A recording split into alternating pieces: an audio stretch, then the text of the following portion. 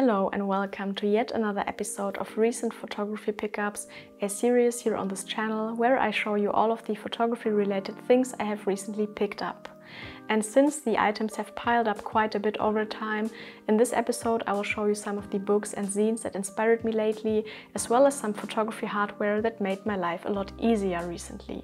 Further, you might have seen that I got a digital camera, so in this episode I will also talk to you about the digital camera I got as somebody who usually primarily shoots film. As some of you might know, I have been shooting exclusively black and white film since the beginning of the year, and for me personally, nothing feels more satisfying than a clean cut and a fresh start. So in order to do that, I developed all of my color film ahead of time to start freshly into my black and white challenge.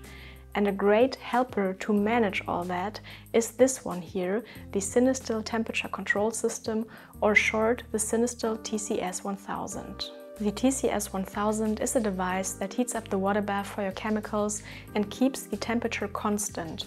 So for example, when developing C41 film, you will need a precise temperature of 38 degrees Celsius, and this device takes care of that, which makes developing color film incredibly easy. Before that, I was using a sous vide stick, which is actually meant for cooking, which also worked fine. However, I think the TCS has some advantages over that because it actually keeps the temperature constant and doesn't heat it up in intervals like a sous vide stick does, which gives you more precision and more control over your temperature. It also comes with this little holder that keeps your developing tank and your chemicals in place. So if you think about getting started with something like C41 or E6 developing, I think the TCS is a very great device to get started. And by the way, I actually forgot one roll of color film in my fridge that didn't get developed, so sadly the clean cut didn't quite work out. This is probably one of my favorite books I got in the recent months, and it's Tokyo Silver Paradise by Sypal. John is an American photographer who's living in Japan, whom I had the pleasure to meet during Leica's celebration of photography in Wetzlar last year in October to interview him for the Silver Grain Classics magazine.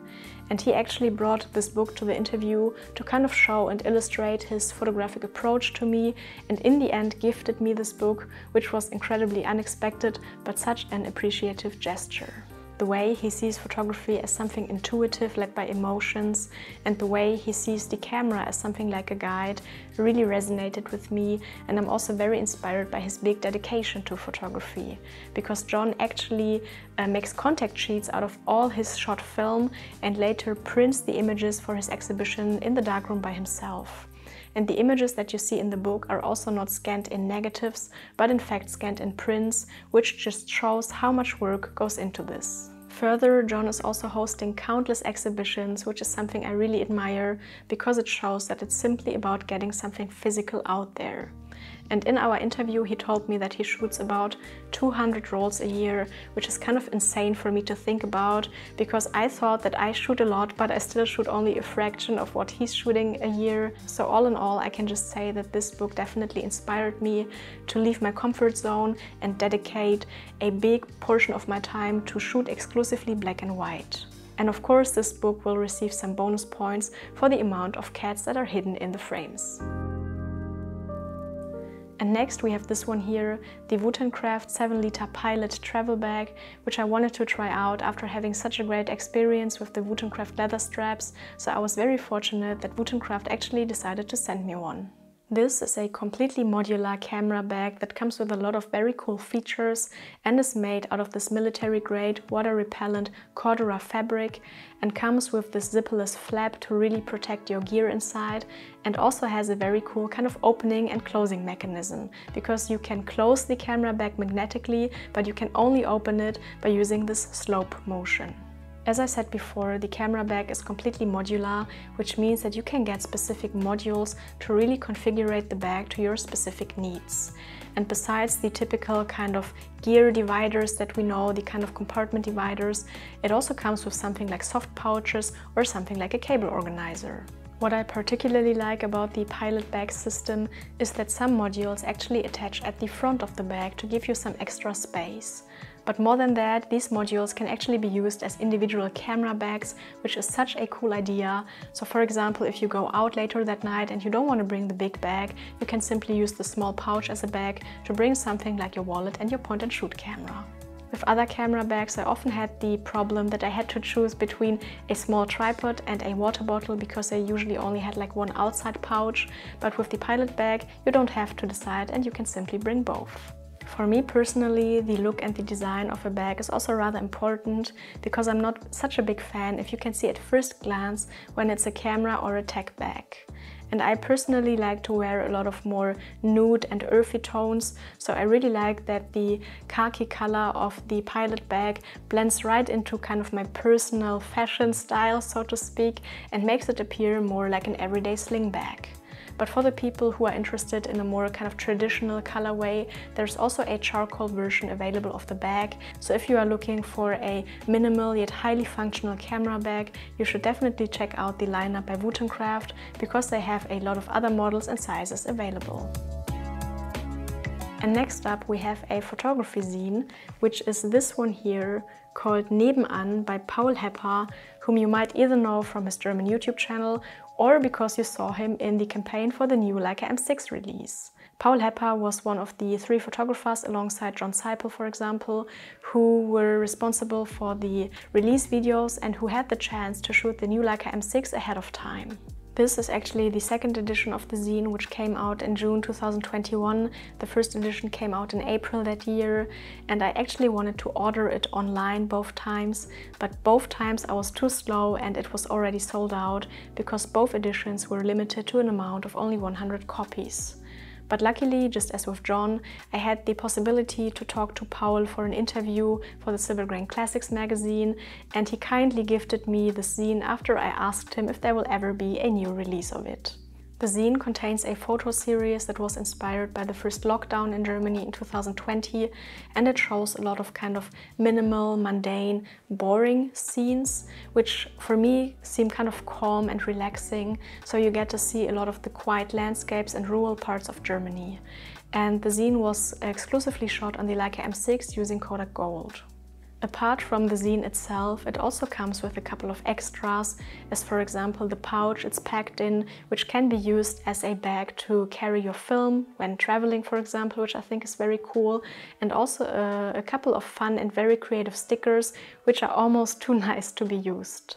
And this zine actually inspired me to think about more creative kind of add-ons you can add to your zine as bags, stickers or accessorize, which I think is a very cool way to approach a publication, to not only look at the zine or book, but maybe also the wrapping. So as I told you, the zine is already sold out with both editions, and I'm not sure if there will ever be another reprint, but you should definitely check out his work nonetheless. He also creates very cool reels on Instagram, for example, and his website is definitely one of the coolest and most creative websites I ever visited. Oh, why is this so hard? And now comes the controversial digital camera. No, the channel hasn't been taken over by a doppelganger, but it is in fact me getting a digital camera. I know, shocker, right? So if you want to boo, throw tomatoes on the stage, leave a hate comment or just click away, let's just do that. But if you're still here, well, let me explain. As you might know, I am pretty much primarily a film photographer, and the content here on this channel has been focusing a lot on film.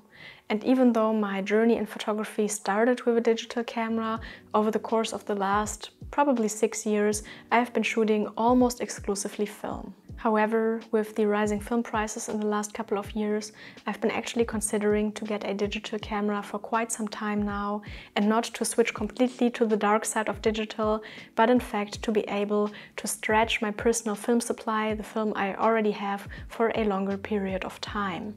So as controversial as it might sound, me getting a digital camera actually means me being able to shoot film for longer. In particular, I was looking for a digital camera that could support me in my street photography work. Because when it comes to street photography, the shooting rate to keeping rate is relatively low. In street photography, there's a lot of kind of wasted frames, which also means wasted film. So I was thinking to maybe find a digital camera that cannot replace, but rather support me in my street photography, so that I would have more film that I could use for other projects. And with that in mind, there were actually 3 cameras on the short list that I considered. Firstly, the Leica M10, since I already own Leica M mount glass and since it's the closest to my film Leica M6 experience. And secondly, the Ricoh GR, since I tried it at the Ricoh GR event last year and really liked it as an unobtrusive street camera besides the 28mm equivalent lens. And thirdly, a camera from the Fuji X100 series, since it's also rather kind of comparable to the Leica M6, having a couple of manual dials and also having a fixed 35mm lens, which is my favorite focal length and pretty much everything I use for street. Even though I'm still convinced that this would actually be the best camera for my needs, sadly the Leica M10 was quickly eliminated since it simply blew my budget. And the Ricoh GR was also eliminated rather quickly because it didn't give me enough of a film experience and because I also really missed the viewfinder. So in the end, I was left to look around the Fuji ecosystem. And to be honest, I was really interested to actually get one of the older X100 models, as for example the Fuji X100F or even X100T. However, the prices of these old cameras are just ridiculous at the moment. They are really, really expensive. So in the end, I decided that it simply wouldn't make any sense to just save maybe 200 bucks on an old camera, but go for the new one instead. So I put myself on the waiting list. It took a couple of months until I finally got the Fuji X100V. I actually already got this camera in late summer, early autumn last year, and I've been kind of trying this out in secret over the last months just to really get familiar with the system. And after all this time of using the Fuji, I can definitely say it's no secret. I still prefer film. I still really, really love film. But the kind of switch back to digital was not as hard as I expected. And even though the Fuji experience can still not compare to the slightest to my film experience, I think it kind of has something to it, and I really learned to love this camera in its own way. The camera definitely fulfills the purpose I got it for, and I also learned a lot by using this camera about my style, my approach, about me as a film, but also as a partly digital photographer.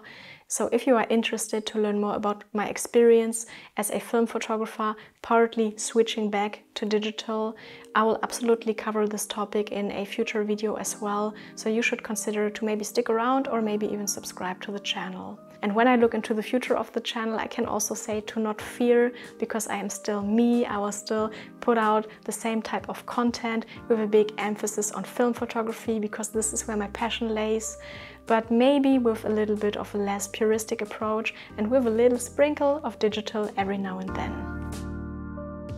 And last but not least, we have this book here, which is called Lay of the Land by Joe Greer, to kind of make the trio complete, because Joe was also one of the 3 photographers involved in the campaign for the new Leica M6 release, alongside John Sypal and Paul Hepper.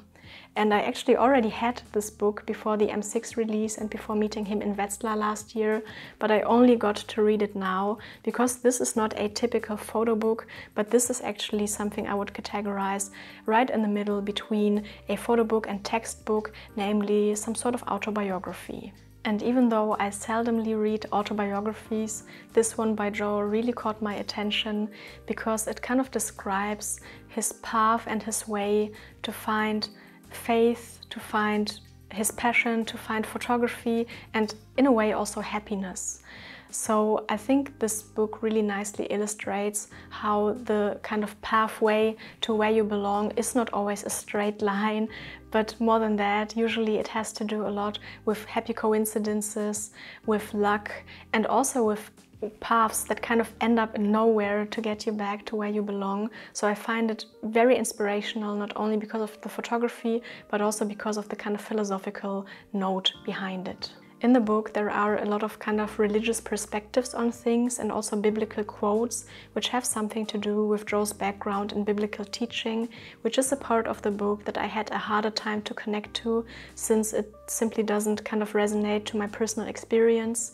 However, I could still appreciate and I still felt very inspired by the overall idea that everything will work out if you are truly seeking for your passion. So this book definitely invited me to think about my life choices and reflect especially kind of my creative journey and my professional path, and just give me the main message to follow my passion and to really kind of prioritize my passion and my creativity in life, which is something that not a lot of books kind of managed to do. Also artistically, I think it was very nice to have images of nature accompanying the thoughts and inspirational kind of insights.